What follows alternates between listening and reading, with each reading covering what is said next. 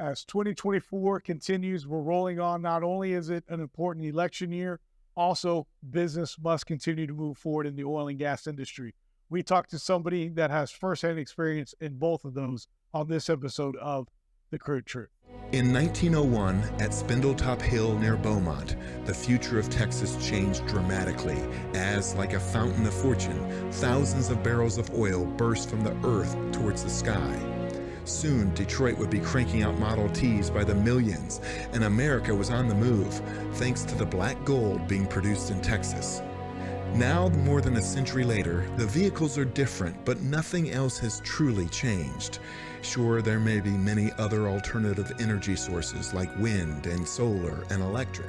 But let's be honest, America depends on oil and entrepreneurs, and if the USA is truly going to be independent, it has to know the crude truth. This episode is brought to you by LFS Chemistry, committed to being good stewards of the environment and providing the tools so you can be too. NAPE Expo, where deals happen. Air Compressor Solutions. When everything is on the line, Air Compressor Solutions is the dependable choice to keep commercial business powered up. Sandstone Group. Exec Crew. Elevate your network, elevate your knowledge. Oil and Gas Workers Association. Pecos Country Operating. Fueling our future. Well, thank you again for tuning in to another episode of The Crude Truth. We're down here in our Austin studio today, and I'm just so excited because as we kick off in my teaser there, it is now campaign season 2024. We have huge elections, not only in November, but also coming up here in March with the primaries and picking those individuals that we really see taking us past November and into 2025 and for the next 4 or 6 years. In our industry, the oil and gas, the Railroad Commission is, their gospel. What they say goes. As an operator, I know I have to follow those rules, dot my I's, cross my T's. But getting into that also, there's so many things going on from the liquid natural gas reduction that the president has just done, also to carbon capture and carbon credits. So today, I brought on the lady, the myth, the legend, Railroad Commissioner Christi Craddick. Christi, how are you? I'm well. Thanks for having me. It's nice to be back, and I love your Austin studio. It's fabulous. Well, thank you so much. And, technically, we can actually, in the shot, see y'all's building from here. I didn't realize that just now. That's right. We won't say which one it is just in case, but... Well, you're welcome to show up anytime. Thank you so much. And yes, the moment we had the opportunity to have this office here, studio, I was like, I have to get you on it. It's been about a year now since I actually had you on. I think last time you were on, you were in Dallas-Fort Worth, so we were there in our Fort Worth studios. But now it's election season now. You've got that going on, but also you're fighting for us while you're rerunning. I want to dive right into the LNG, basically the reductions that President Biden did. And what are you guys doing to fight that right now? LNG has been really important to this country, and not just this country, but the world, quite frankly. We are shipping natural gas all over the world. And if you look at what's going on in Ukraine and what's going on in Europe, our LNG is keeping Europe warm right now. So you've got an administration who clearly doesn't get it again. Here is the Biden administration who doesn't understand how important not just Texas, but U.S. energy is to the rest of the world. And they have decided to limit LNG and relook at what they're going to do in permitting. Look, consistency in regulation, consistency in permitting is one of the reasons why Texas is leading the country. This is a national security issue, and it has to do with our friends as well. They don't get it. And that's a real problem, I think, for the world. You mentioned there that it's a national security issue, and it really is. For individuals out there, let's talk about that and dive in, because this is a big deal. Before I have you answer that question, that not only did they cut the jobs, but we're now hurting people across the world, like you just said. So, can we dive into the national security issue? Sure. When you look at LNG, remember, the first, unfortunately, came out of Louisiana, but the first crude or LNG shipment that went across the world went to Poland. Now, just go look at the geography of where Poland is today. It came out of Louisiana. We have 3 LNG terminals today in Texas. One of them is trying to get another permit, so that'd be 4. and another one's trying to expand their footprint. So we've got two in permitting process right now, and now you change the rules in the middle. So you've got dollars that have been spent, permits that people are trying to go get, and those are real jobs, not just for this state, but across the world, because Germany needs our gas. So does everybody. So does, frankly, Japan and South Korea. So it is a national security issue because it isn't just our natural gas going.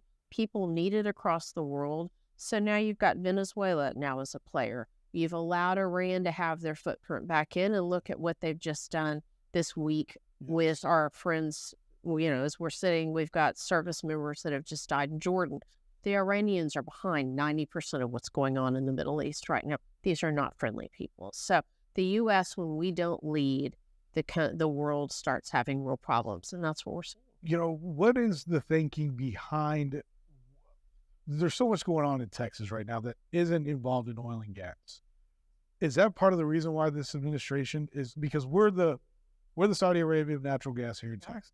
So why go after what a third of our economy, I think that part of it is he doesn't like Texas, and this administration definitely doesn't like oil and gas. They don't like thermal power, which is crazy. That's what's keeping us all warm and keeps the air conditioner on too, by the way. Yeah. It's not, we have a little bit of everything in Texas. That's not a bad thing, but the base still is coal and natural gas, and they are looking for any way to shut it down. And we are talking about jobs. Mm-hmm. We have more jobs in the state, with 400,000 jobs in this state directly and indirectly related to oil and gas. That's important.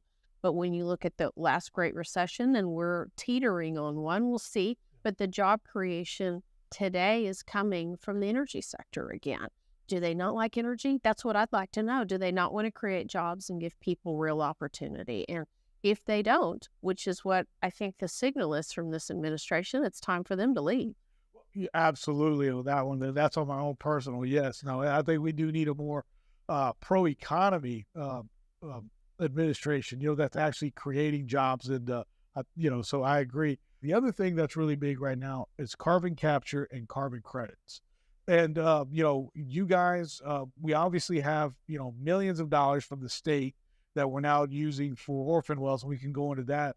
But we also have federal dollars and this carbon capture and carbon credit. What's going on there? So let me start with carbon capture, carbon credit, because it's a little bit different than our abandoned orphan well program. First and foremost, when you look at carbon capture and carbon credit, which are two different things, by the way, and I'll go back to carbon credit. So I'm going to talk to carbon capture first. We're not new to this in Texas. We have been doing capturing carbon and putting it for enhanced oil recovery, putting it back in oil fields for 20 years. So we're not new. We've had it as an agency in our regulatory world for 20 plus years. And it's a good way, instead of using water, we're using CO2 that we put back into old oil fields and try to get more natural gas specifically, but more oil also out of those fields. And it's we call it CO2 floods. So you pump it back down underground, and it brings more, gets more oil and gas loose. Great. It's a great use of the technology, and Texas has been doing it. We've been leading for a long time. We think that's important.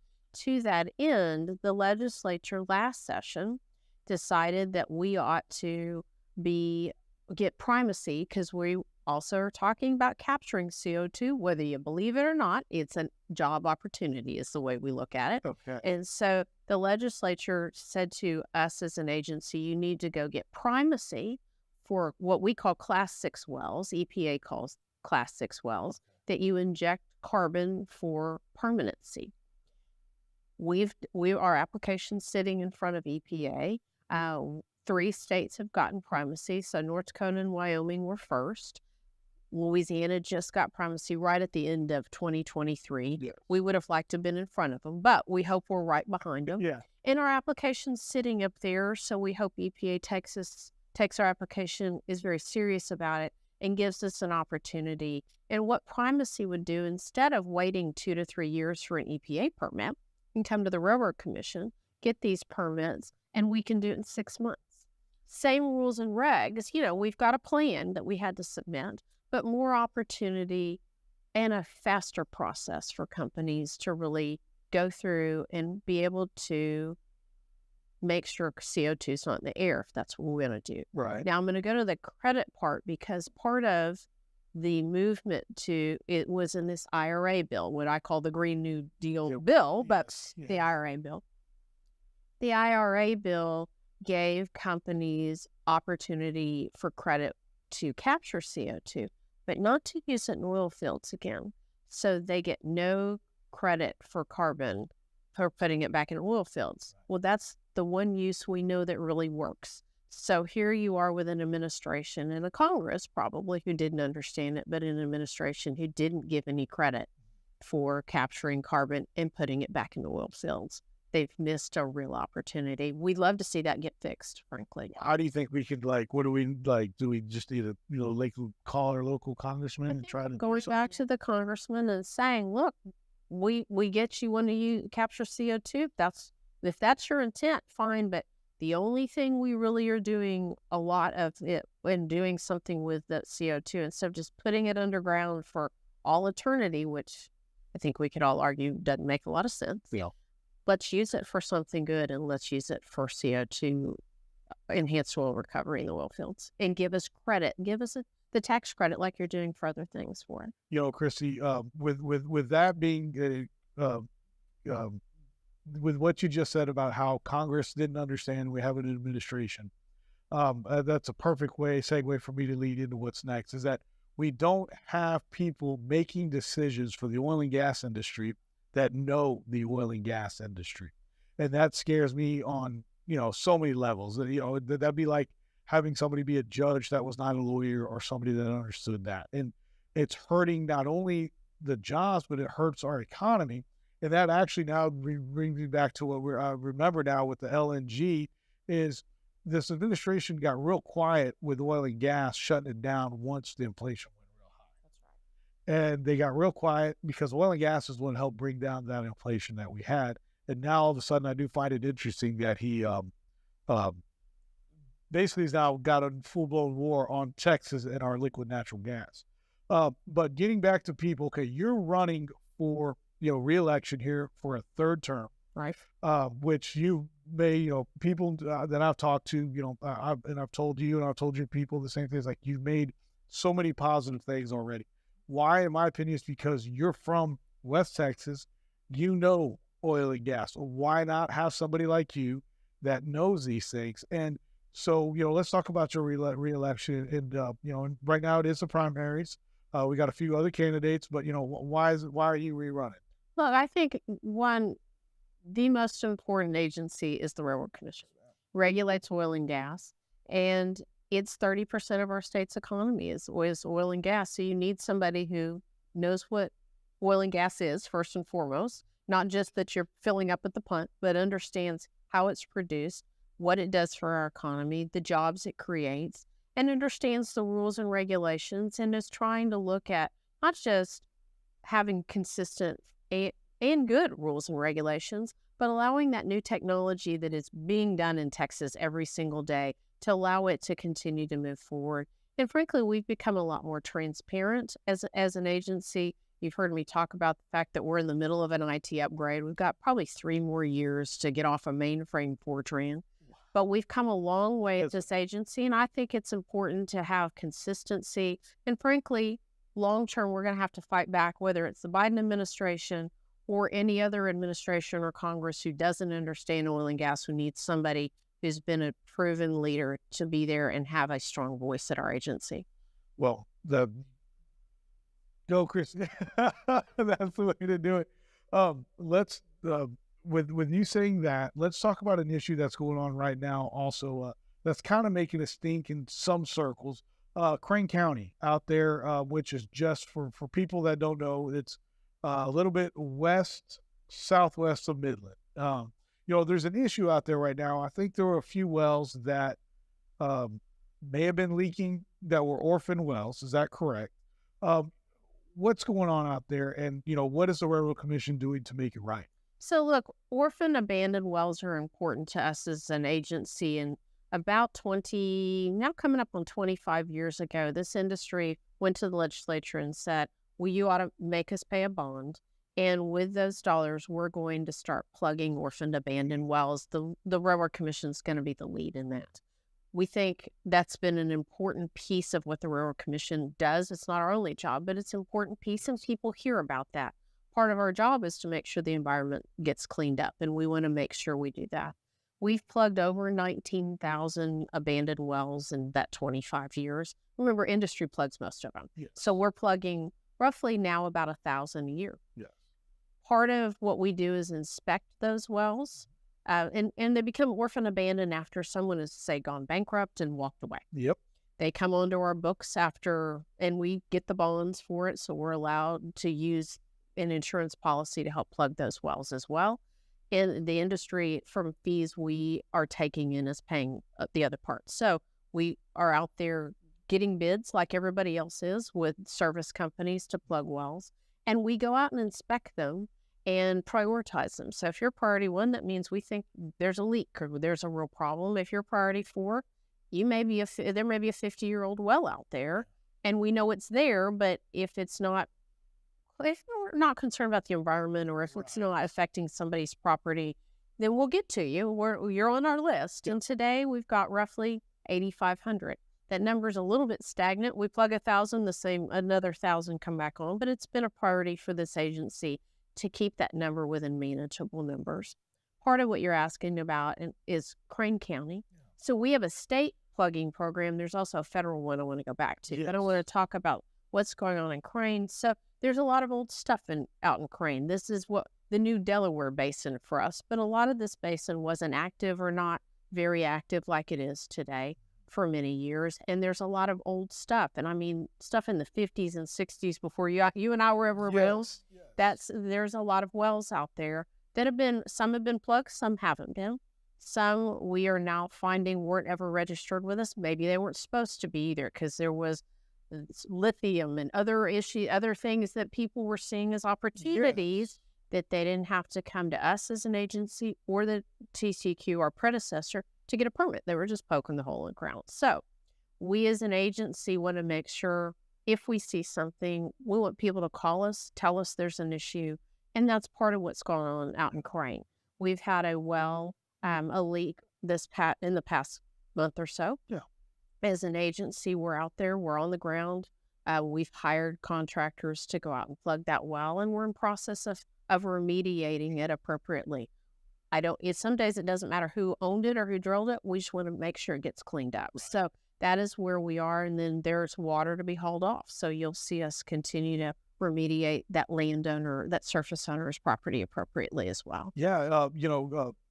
The landowner may be different than the mineral owner. That's right. And, Crane County, what people don't know, poor Crane County is like Swiss cheese underneath there. Because if I'm correct, and please correct me if I'm wrong, because you're from there, or not from there, but from West Texas, they've mined for copper, they've mined for uranium, for lithium. I mean, Crane County has just been depleted of its natural resource. So it's all not just oil and gas. There's some good salts out there too. So salt always makes the geology is different. And we're really just having the issue, frankly, in the one county, in the one area. Yeah. And so we're continuing to do inspections and continuing to gather data and information. So to make sure we're resolving the issue appropriately. The other thing that y'all did that I thought was real interesting was you guys, said by the Railroad Commission, y'all were able to get a no-fly zone over this area. First of all, I'm surprised y'all could even get a no-fly zone. But then again, I'm not. But what was that about? So, look, there was a drone flying over the property. We didn't know whose it was, and it wasn't the landowner that we were aware of. Okay. And so, that's a concern. We've got safety issues on the ground with operators. You've got big pieces of equipment. But frankly, look what's going on. We're now using drones around the world to drop bombs. There is some real issues about safety, whether you know if you don't know. So, and it's not the first time we've gone and asked for a no-fly zone with the FAA. We filed an application. They agreed with us that there were some issues and have agreed to extend it for as long as people are out there remediating. It's a safety issue for the people out there. And so but they have to enforce it. They could have said no. Sure. And I'm sure they have, but on others, but they didn't on this one, and they took it very seriously. And we appreciate that the people that are sitting on that site and doing the work are really, we want their safety first. We had this drone got within 20, 30 feet of them. That's dangerous. That is dangerous. And not only that, look, our job is to be transparent. And so the information we're getting and that we have on that well is going to be made public. It's not that we need somebody else out there checking. The landowner is more than welcome to go out, and we're informing them, or we should be informing them as well about where we are in the process. So that's a transparency issue is not the issue. It is safety for our people. Safety. Are there any rules about having drones out there like on a normal day? Not to my knowledge. Whatever FAA rules are. The only reason why I ask is I'm thinking about like that 20 or 30 feet. And my friend, when we were drilling here a couple months back, it was real cool. You got to see this. Mm-hmm. But the thing is, it almost takes up half his back of his truck. Right. So 20 or 30 feet away, it falls on somebody. That's going to hurt. It is. Well, look, we're using drones at the agency for inspections, particularly pipelines. We have so much pipe in the state. A lot of it's in rural areas. You can't walk that pipe all the time. And so I think you're seeing other agencies and other people use drones appropriately where they should be used, but not just to be invasive, and not you've notified or what you're out there doing. I like that you're using them for the pipelines. A lot of the pumpers that are my dad's age would tell me when I was younger, like when you go find flow line or something like that, like we'll just grab a sandwich and start walking. And we do a lot of that too. That's part of when you've got 480,000 miles of pipe in this state, it's a lot of pipe. We want to make sure it gets inspected appropriately. But you start walking, and you want those lines, then that area to be clear so you can see if there's an issue. Let's, I want to circle back to the state funding and federal funding for orphan wells real quick. You mentioned how, us as operators, we pay a bond to operate, and that money's there. Obviously that if we go, like the idea is you don't get that money back if you disappear. That's right. Okay. But also, I think $1 from every load of oil that we produce, I think goes donated towards also the orphan well fund. Is that correct? No, that's not really true anymore. No, that's not true anymore. Not anymore. So we don't, as an agency, get any dollars from the rainy day fund or any of the funds that y'all pay into. We do have to go to the legislature and they appropriate dollars. So we get dollars, one, if you've got a bond, but two, we use dollars from the agency and that are appropriated from us. So most of these orphan abandoned wells are 30, 40 years old, right? Before we had bonds. So when I go to the legislature and they say, you're still plugging the same wells. No, they're different wells. We're adding to, because, if you have dips in industry, obviously that's when you see bankruptcies and we acquire more wells. That's just historic. You can look at it. Yeah. But again, we've prioritized the last several years, and the legislature has asked for us to do so. We're glad to do that, to plug at least 1,000 to 1,200 wells a year. We've done that for 6 years. And there are dollars appropriated for us. Again, some of it bonds, some of it dollars that industry is paying for fees for us. And so we've had about $35 million a year to plug wells. Then the federal dollars, the IRA, there's a plus for this bill. The Green New Deal's bad, but this, we decided we would access dollars. It's your tax dollars anyway. We might as well use it for Texas. That's the way I look at the world. So coming up 2 years ago is that federal bill was going on. They came to all states who were operators and said, how many wells do you have and what would it cost you? And at that point we had about 8,500 wells, about 8,000. And remember, we not only have wells onshore, but we have wells that GLO permitted offshore in the bay. So we've got about 75 of those. Those can get real expensive. They could be $1 million a well or more. And that's kind of, we say about $1 million a well, because you've got to go rebuild a platform and do things that cheaper. It's cheaper on land than it is in the water. Absolutely, yeah. Generally. Yeah. So we went back to the federal government, and said, we think we need $330 million to plug everything we have today. Went okay. So that's been almost 2 years ago, coming up in April. A year ago, finally, they started doling out money. So not this last September, but the September before, we were eligible for $25 million unrestricted that we went and got. With that, we've plugged 730 additional wells. Oh, wow. With federal dollars. And actually, our website, part of what the requirements, and we didn't know it, we just built our website to do this. If it's federal dollar well plugging, you can go track what we're doing. We have it on our website that you can go look at the Railroad Commission website of what we're doing with those federal dollars. Then we got to this time last year, so February of last year, and there's still a lot of money out there. And the Department of Interior was now writing rules about what you had to do to acquire your next tranche. Yes. We laugh because when California and Texas don't like rules that are being written federally, you know there's some challenges. So we made a bunch of comments, as did a lot of oil associations and oil states. And so in August of this past year, about 6 months ago now, the Department of Interior said, these are the rules, these are the guidelines. And we kind of looked at it and went, okay.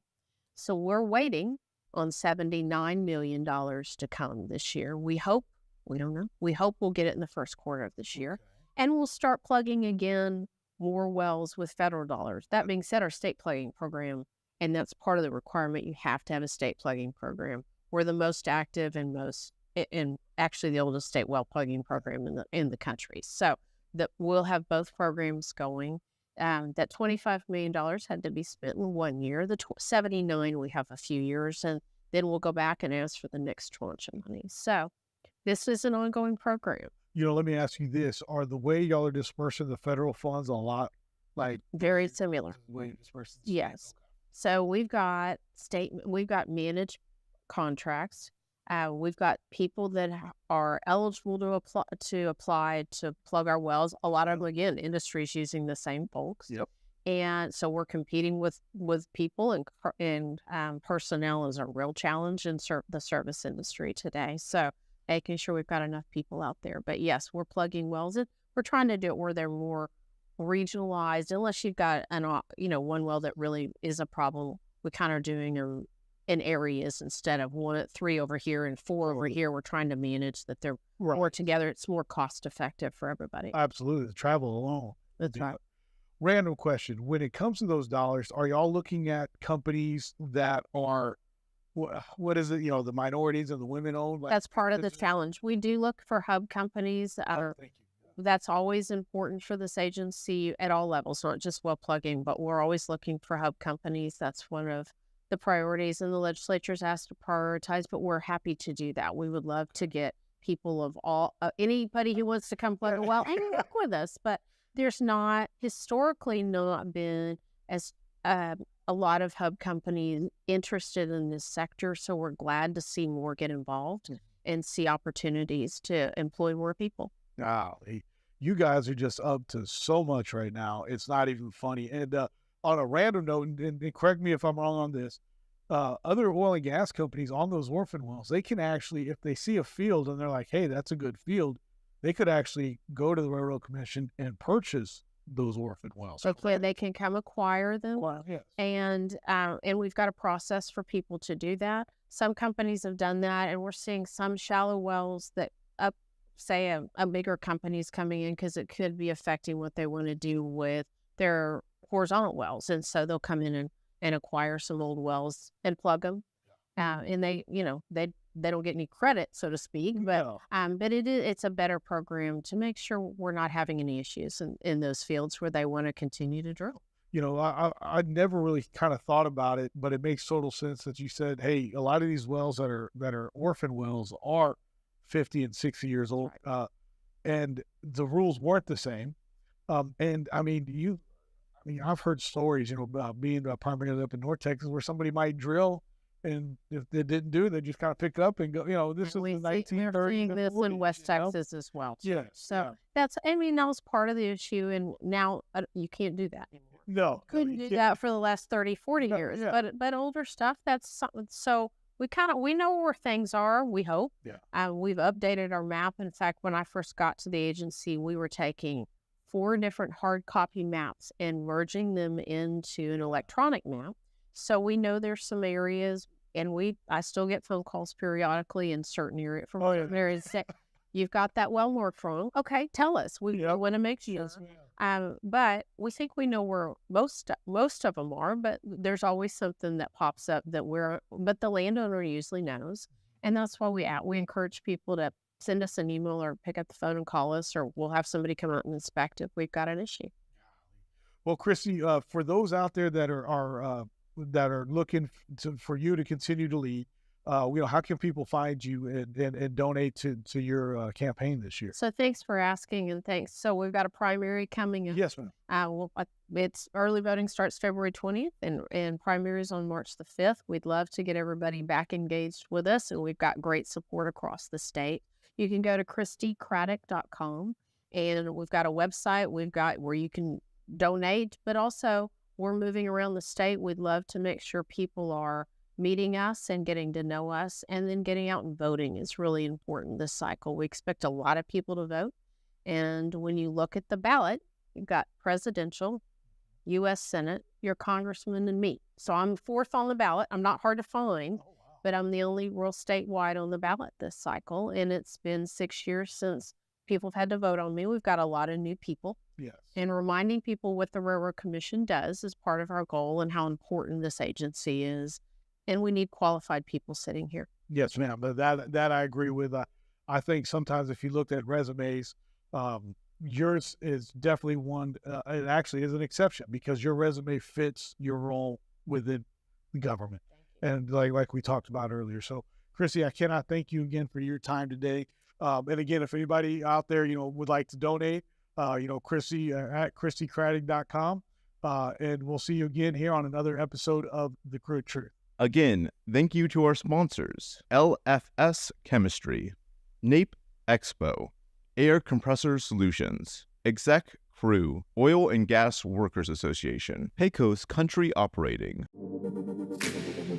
The easiest way to start your own podcast and TV show? Real News Communications Network. Stand out from your competition. Produce streams of high-quality social media content. Become a thought leader in your industry. With RNCN, you get to be the host. We handle everything else. Tour one of our 3 locations in Dallas, Fort Worth, and the Colony. Call 972-402-6333 or visit launchashow.com to find out more.